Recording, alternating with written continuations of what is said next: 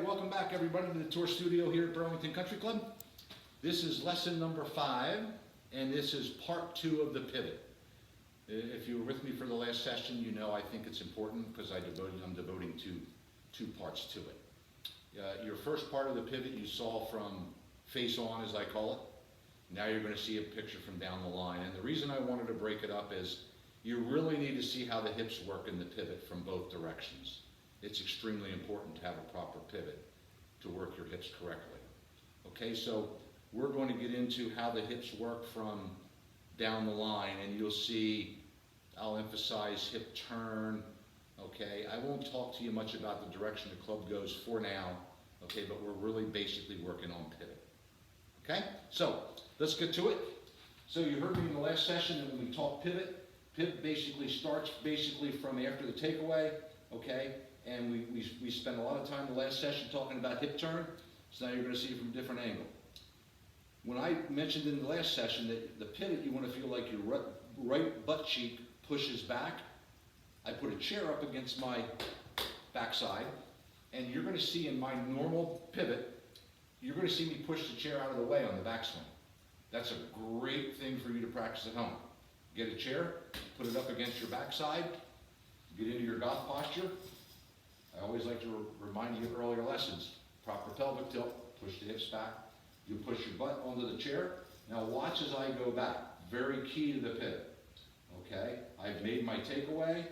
Now I'm going to push that chair with my right butt cheek as I turn my right hip. Okay? I'm going to do it one more time. Takeaway. Okay? That gives you a different perspective of hip turn and how it relates to pivot. A couple things I want to talk about. Okay? You'll notice when I did that my right leg straightened.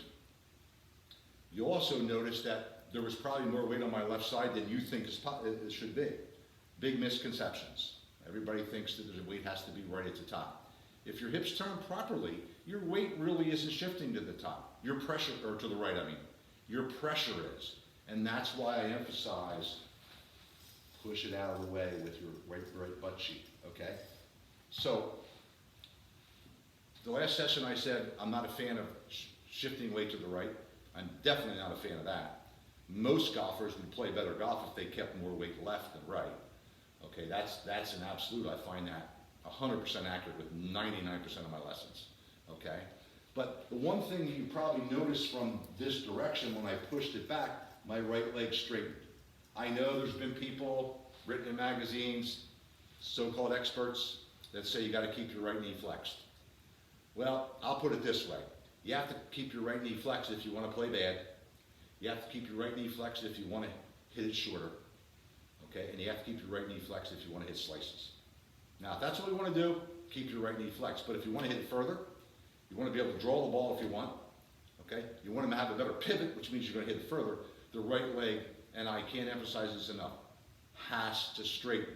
I'm not suggesting that it's going to go like that and lock. Not at all. But as you pivot, push that right butt cheek back, you'll notice I had a little straightening.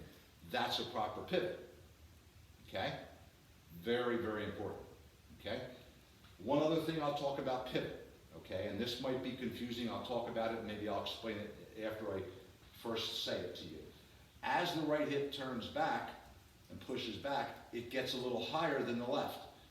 If you look there, if you look from down the line, I'll get the club out of the way, you'll see my right hip is higher than my left. That's a byproduct of letting the right leg straighten.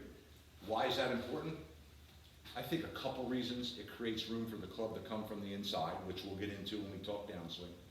It also makes you hit it further.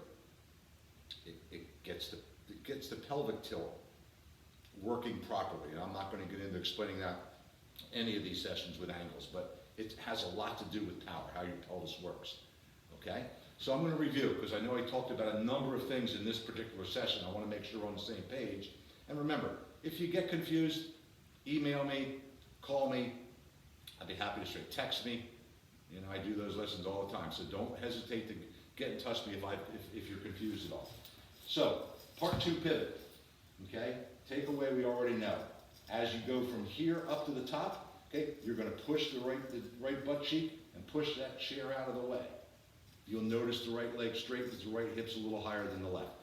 These are important things to remember, okay? I'll do it one more time so we know what we're talking about here. Take away, pivot. Okay? So that should wrap up pivot, okay? You'll hear me refer to this in more of these sessions as we go forward in these lessons, but I wanted to spend a little bit of time more than anything else on pivot, okay, because in the backswing, that's the most important thing. Next session, we'll get into finishing the backswing, and then we're going to get into the most important part of golf, which is the downswing. So we're going to take you through these sessions kind of gradually, but we'll get to the most important part in a little while, which is downswing and impact. Okay? Thanks for being with us. Hope you're playing golf soon.